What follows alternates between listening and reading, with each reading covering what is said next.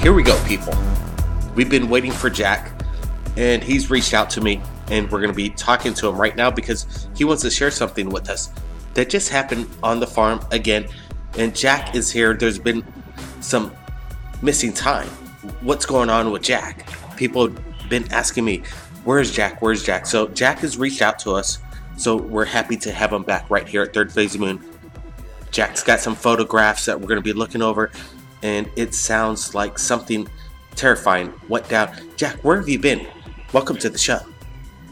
Well, it's good to be back, Blake. I had a little bit of a medical incident which resulted in us and me and my family taking a little bit of a time out.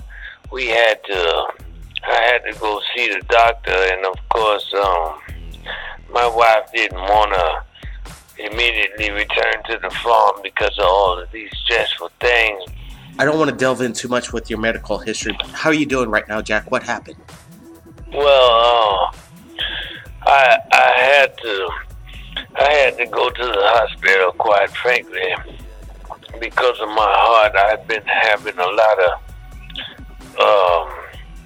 my blood pressure had been through the roof for quite some time, and it got to the point where I had to go and seek medical attention. And my wife's sister lives close to the facility where I was going, and so we stayed over there for a few weeks just to get away from all of the things that have been going on around here. That makes sense. You want to get away from this because there's a lot of stress involved. Go ahead.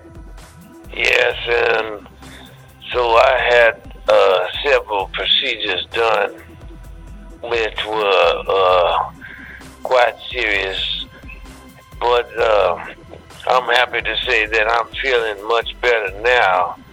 But I must tell you folks that many of these things that have been happening recently around the ranch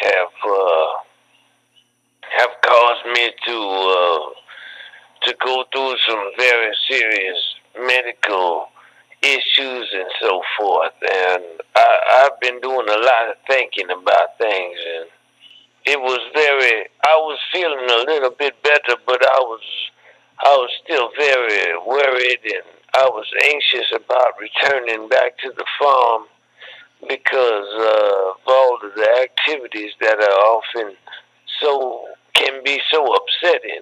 They are not always upsetting, but they are always very intense, and I feel that with my condition, and as also the doctor has said, these things are not what I need at this time, and that's why we stayed so long at my sister-in-law's place, because my wife insisted that we really get away and stay away for a while just to have some peace of mind.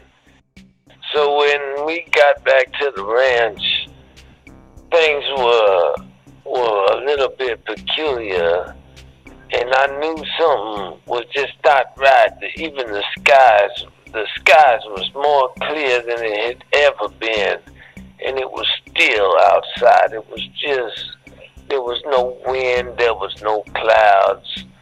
Things was different than they usually were. And when we walked up to the house, normally when I come home,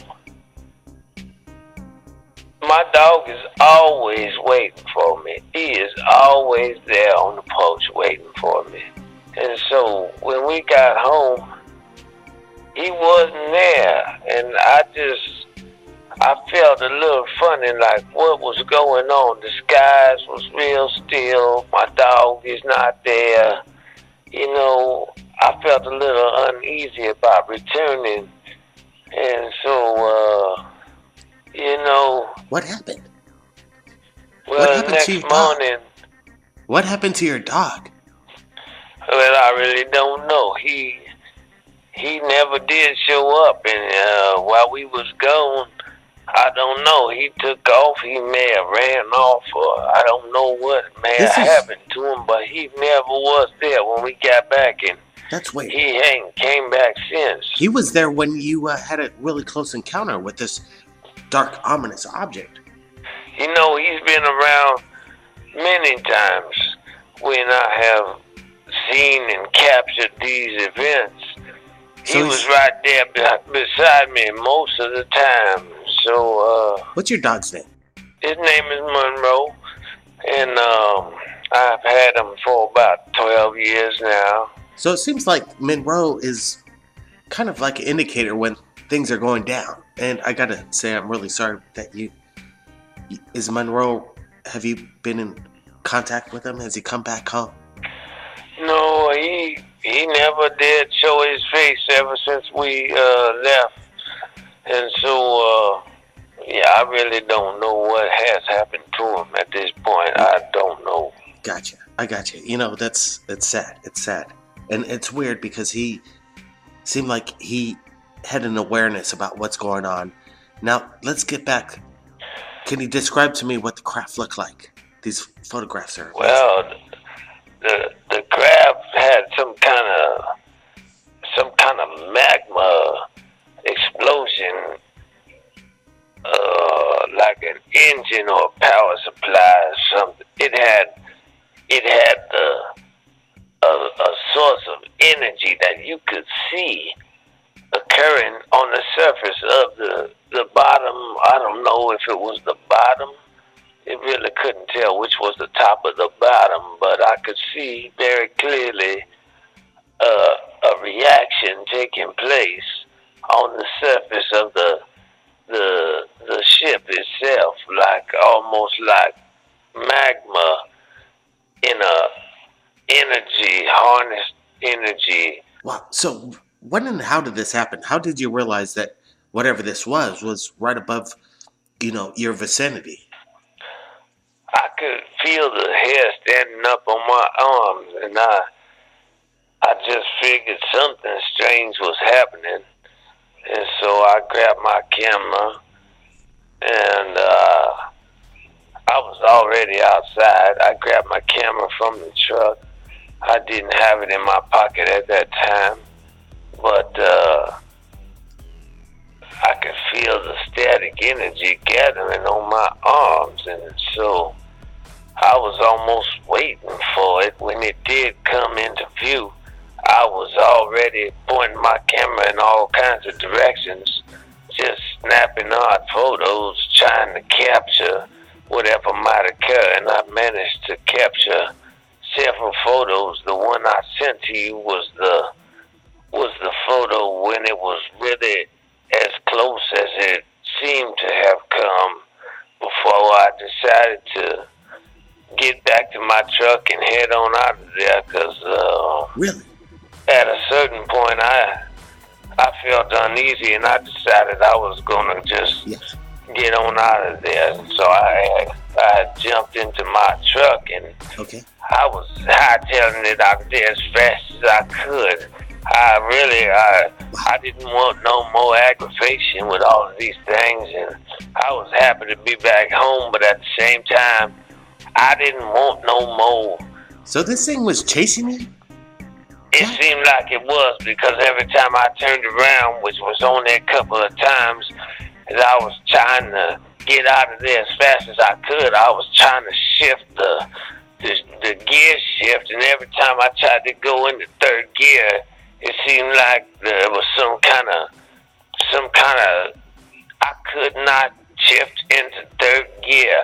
Weird. So and I would go back down to first, go up to second, and I was coming around the corners. I was sliding. I was a little bit scared, not only crashing, but I didn't know what this thing was and what it wanted with me, because every time I turned around, it was still there in the sky, right behind me, almost seeming closer and closer, to the point where I was very uneasy, and I knew that with these issues that I had been through, I did not want to even experience whatever it was. I wanted to get on out of there. Wow, so you're having these experiences, and it's been going on for about a year now. And now, it's weird, your dog's missing. you've had some issues with your health, and it's all I got a feeling a lot of anxiety going on over yourself right now and what's going on at the ranch. You better believe it. It sure is. So what are you gonna do, Jack? What's next? Are you gonna stay there? Well, my wife has suggested that we consider moving, and at this point, I don't know if I got a feeling they'll be following you, Jack. They'll be following you, Jack, no matter where you go. You gotta stand strong. You gotta get more equipment. You gotta get some more people documenting this stuff. We gotta find out where you're at. We gotta tell the people. We gotta tell the world. Jack, you need help. There's a lot of issues that you're dealing with, and you can't handle it all by yourself. Well, I agree with you there, but at the same time, I take it day by day, and I do have my reasons for not sharing with everybody where we are at this ranch, because I feel compelled not to at this time.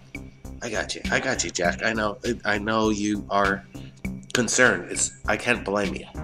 Let me tell you, if I was seeing the same things that you're seeing over your vicinity in close proximity, trust me, I'd be concerned. So I can kind of hear where your concern is. It makes a lot of sense to me.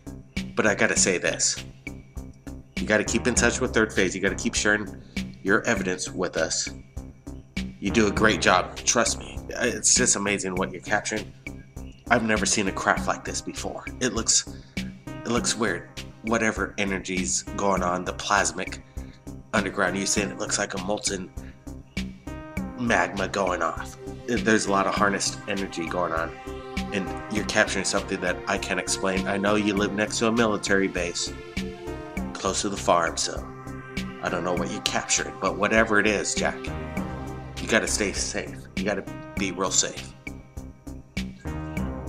Well, that's always my primary concern, and I thank you for your concern and always for sharing all of this information to people who want to know what's going on out there. Well, absolutely. That's what we do right here at Third Phase Moon. We share the people's information as it comes in, and I gotta really thank you, Jack, for getting back in contact with us. I really didn't want to reach out to you. People have been saying, "Where's Jack?" And they say, "You gotta get in touch with Jack."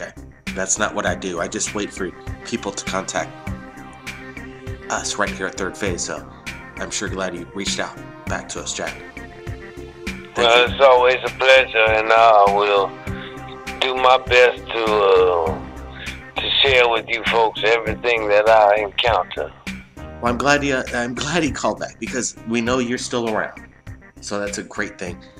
Keep in touch, everybody.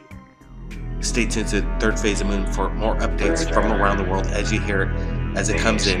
We're here. Blake Cousins.